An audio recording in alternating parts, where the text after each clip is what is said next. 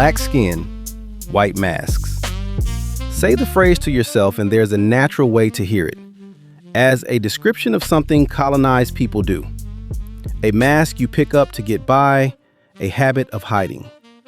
Read it like that, and the book turns into a criticism of the people wearing it. Frantz Fanon says the opposite, and he says it before the argument even starts. Here's how he puts it in his own introduction in Richard Philcox's English translation. Fanon wrote, quote, "What is called the black soul is a construction by white folk," end quote. Sit with the grammar of that for a second. There's a builder in it. The thing he's describing isn't a wound that grew in the dark. It's a construction. Somebody constructed it.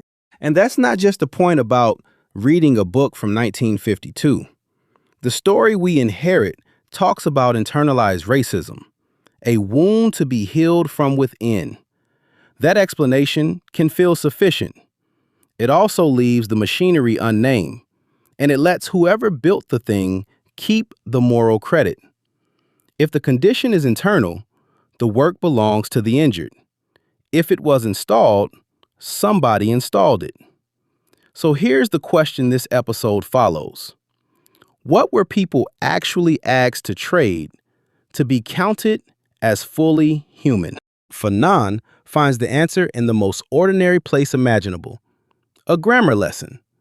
And then he follows it somewhere much harder, including into a chapter where he does to one woman the very thing this book is written against. Start with what he's actually doing in those opening pages, because it's technical. And the technicality is the whole move. He's a psychiatrist, still in his 20s, from Martinique, writing in France, picking a fight with his own field. He takes two frames psychoanalysis leaned on and sets them side by side. Phylogeny, the story of the species. Ontogeny, the story of one life. Both of those put the problem inside the organism. Fanon says there's a third thing, and he names it sociogeny, the story of the society that made you. And the claim packed into that one word is that the alienation he's describing isn't an individual question at all. Then he gives you the order of operations. The line that stops you is this one. Fanon wrote, quote, "First, economic, then internalization, or rather epidermalization of this inferiority," end quote. Epidermalization. That's Philcox's English for Fanon's coinage. And you can hear what it's built from, the epidermis, the skin. What he's laying out is a sequence, and the sequence matters more than either half. Something happens in the economy first. He doesn't draw the diagram, so take this as my unpacking of his sentence. An arrangement gets made about who owns and who works. Then that arrangement gets written onto bodies until a fact about who holds what starts to look like a fact about what people are.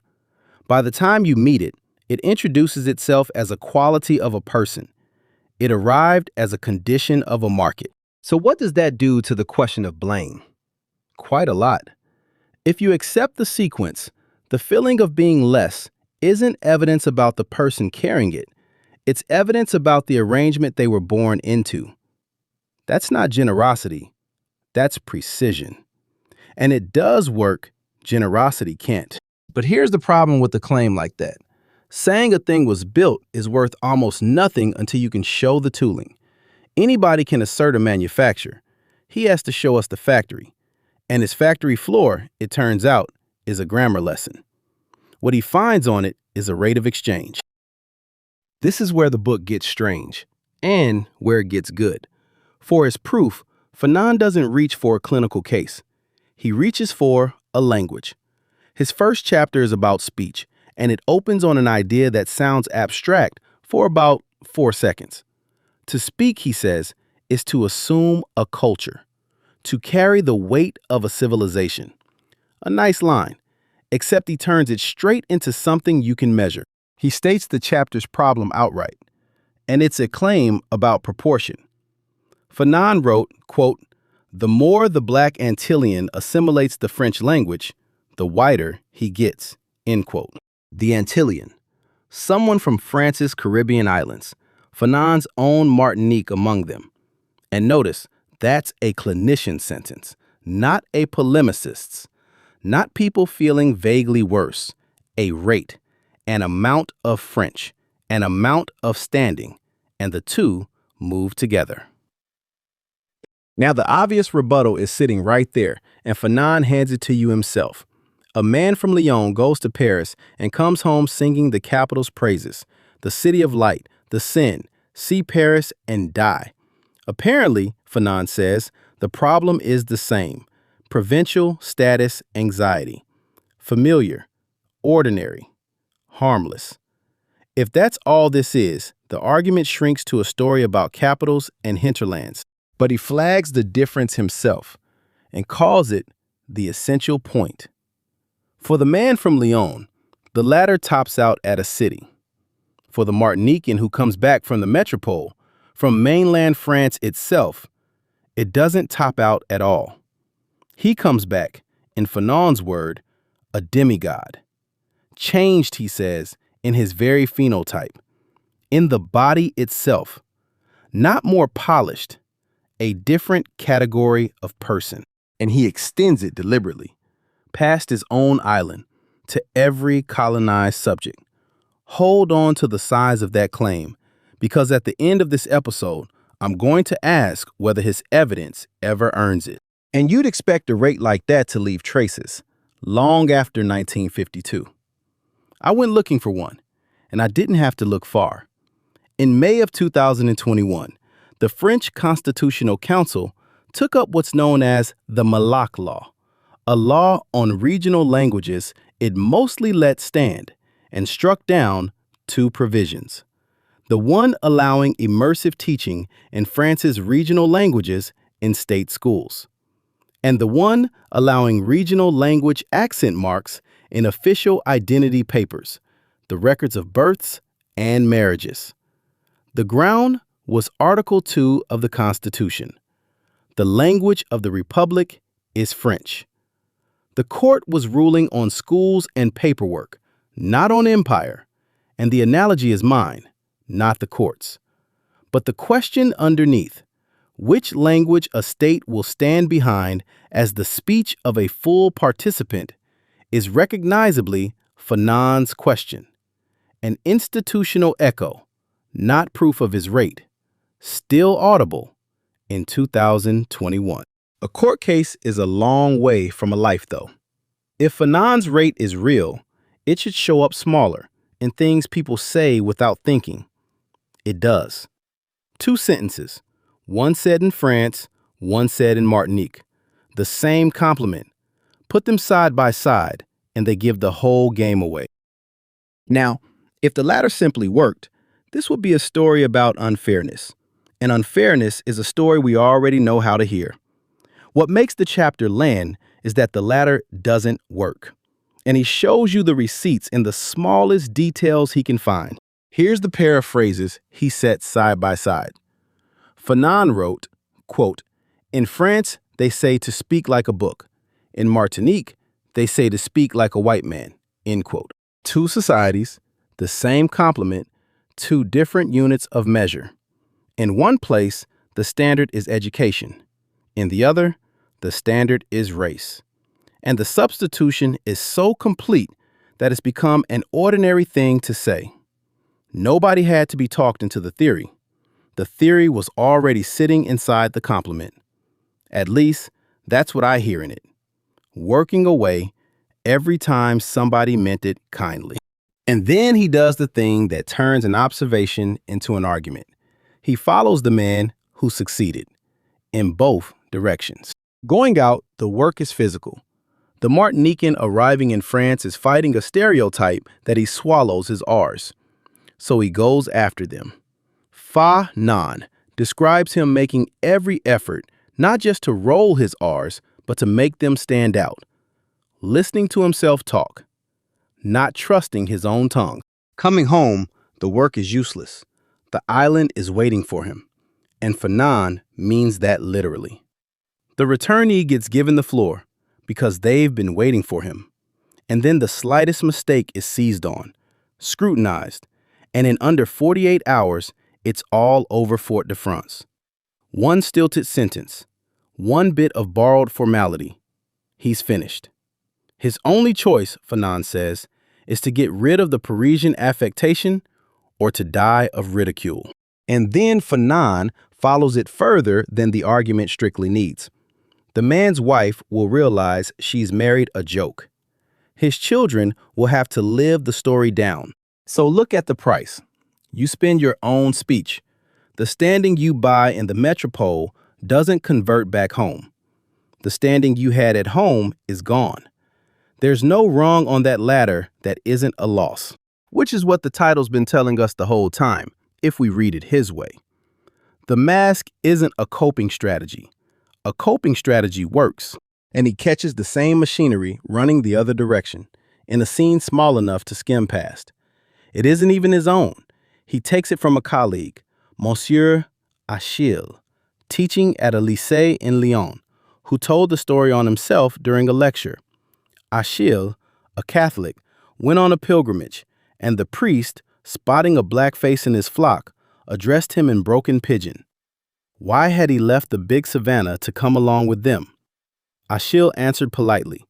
Everyone laughed, and the pilgrimage carried on. Fanon notes dryly that the man from the savannah wasn't the one who ended up most embarrassed. But then he stops and refuses to let it be a funny story and reads what the priest was doing. Fanon writes out the mindset he hears in it, the voice of the man who is sure he knows how to handle black people. Sure, the trick is warmth and small talk about wherever they come from. Kindness, in other words, offered downward, and that summary is mine, but the mindset is on his page. Because his reading of the transaction is blunt. To address a man in pidgin, Fanon argues, is to assign him his place and warn him not to leave it. The register, he says, is the one an adult uses on a small child. So the rate runs both ways. Priced up or priced down, somebody else is holding the scale. And when you reach that passage, the instinct is to think it's a small thing to build an argument on. Worth noticing that instinct. The smallness is the point. A system that had to announce itself would be easy to refuse. So that's the case, and I think it holds, which makes what comes next harder to sit with. Because Fanon is about to run his own method through two novels, one by a woman, one about a man, and he does it two completely different ways. One of them gets a name in this episode, Mayotte Capecia. He doesn't stop at speech. He follows the same logic into the most private thing he can find, who a person is taught to want. In the two cases he studies, a black woman and a white man, then a black man and a white woman, he argues that wanting the white partner isn't simply romance. It's an attempt to buy standing through another person. He has a word for it, lactification, whitening the line, in plainer words, though that gloss is mine and not his. And the argument is strong, and he builds it out of the writer's own sentences, including a moment where the Martinican novelist Mayotte Capecia observes in her own book that on her island, whiteness could effectively be purchased, that past a certain level of wealth, a person counted as white. The currency is sitting right there in the text he's reading. Now, there's a comfortable way to read this book, and it isn't the naive one. It's the sympathetic one. Once you understand the mask was issued rather than chosen, the book starts to feel like an acquittal. The blame comes off the people carrying the condition, lands on the society that built it, and you can close the cover feeling the matter settled in the right direction. I don't think the book lets you do that. And I think the place it stops you is the place a sympathetic reader skips. Watch what happens when Fanon reads Mayotte Capecia, a published novelist with a name and a life. He opens by calling her book third-rate, in those words. Then he diagnoses her from her fiction, as though a novel were a case file. And he doesn't stop at her. He writes about the black woman as a category, what she feels and what she wants and why. that she aspires to the white world because she feels inferior. One woman's novel becomes every woman's psychology. Then he turns to the man's version of the same story, a novel about a black man named Jean Venus, who loves a white woman and does something completely different. He reaches for a specific clinical category, applies it to that one man, and then he stops himself. Again, in Phil Cox's translation, Fanon wrote, quote, "There would be a lack of objectivity in extending Venus' attitude to the man of color in general," end quote. There it is. The man gets to be an individual. He is not extended to the man of color in general, in Fanon's own words. In the pages we have, Capecia gets no such restraint. And in those pages, the difference goes unexplained. And this isn't a modern complaint imported onto an old book. It's an inconsistency you can see by reading these chapters back to back. The author, who opens by arguing that the black soul is a construction, somebody else's construction, arrives at his chapter on the woman of color and does some constructing of his own. And later in the same book, writing about the psychology of the black woman, he drops a sentence that, look, it stops you cold. Quote, "We know nothing about her," end quote. Now, I can't tell you he meant that as a confession. In its own place, it reads like a shrug at how little his field had given him. But set it next to the chapter where he was so confident, and the two sentences argue with each other, all on their own. That reading is mine. The sentences are his. So hold both of those at once. A book whose central claim is that the condition was built from outside has, inside it, a place where the author does some building of his own. That's not a reason to put the book down. It's the reason to read it with the suspicion it just taught you. It's a tool. And in the last minutes of this episode, I want to do the uncomfortable thing and turn it on him.